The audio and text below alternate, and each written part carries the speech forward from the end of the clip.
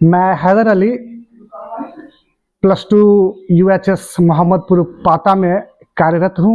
आज मैं आप लोगों को कोशिका के बारे में कुछ बतलाना चाहता हूं। सबसे पहले हम लोग अपने चारों तरफ देखते हैं तो हमको दो तरह की चीजें दिखाई देती है।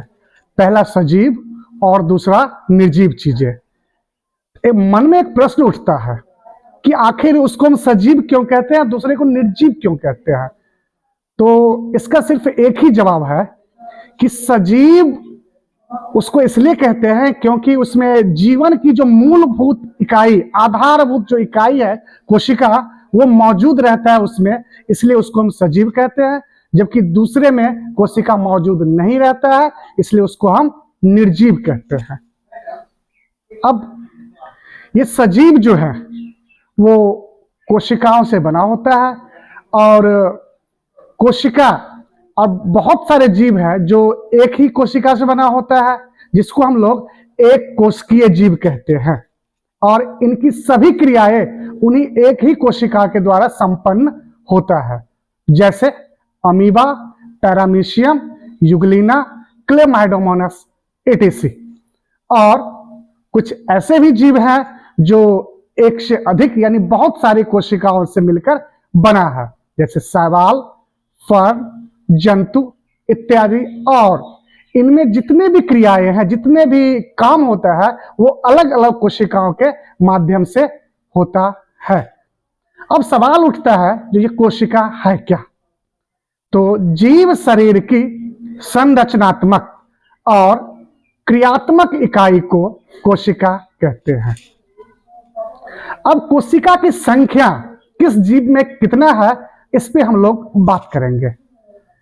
तो एक एग्जाम्पल आप समझिए, हाथी जो इस धरती का सबसे बड़ा, सबसे विशालकाय जीव है, और एक चूहा जो हाथी के मुकाबले बहुत अधिक छोटा है। तो हाथी के शरीर में मौजूद कोशिका की संख्या चूहे के शरीर में मौजूद कोशिका की संख्या से बहुत ज्यादा होगा। एक दूसरा एग्जाम्पल आप समझिए, अगर कोई जीव 50 kg का है तो उसमें उपस्थित यानी उसके शरीर में उपस्थित कोशिका की संख्या 50 × 10⁻15 होगा। अब हम आगे बढ़ते हैं। MJ स्लाइडेन नामक वैज्ञानिक ने पेड़ पौधे के बारे में कहा था कि ये पेड़ पौधा यानी पादप जो है वो कोशिकाओं से मिलकर बना है। और एक दूसरे वैज्ञानिक टी स्वान, उन्होंने भी कहा था कि जंतु जो बना है वो भी कोशिकाओं से बना है। तो इन दोनों ने मिलकर कोशिका सिद्धांत दे दिया। अब हम आगे चलते हैं, लेकिन MJ स्लाइडेन और टी स्वान ये नहीं बता सके कि कोशिका का निर्माण होता कैसे है। एक दूसरे वैज्ञानिक R विर्चो ने कहा कि नई कोशिकाओं का निर्माण पहले से मौजूद कोशिकाओं से होता है। कोशिका दो प्रकार के होते हैं, एक प्रोकार्योटिक और दूसरा यूकार्योटिक कोशिका। कोशिका के अध्ययन को साइटोलॉजी कहा जाता है।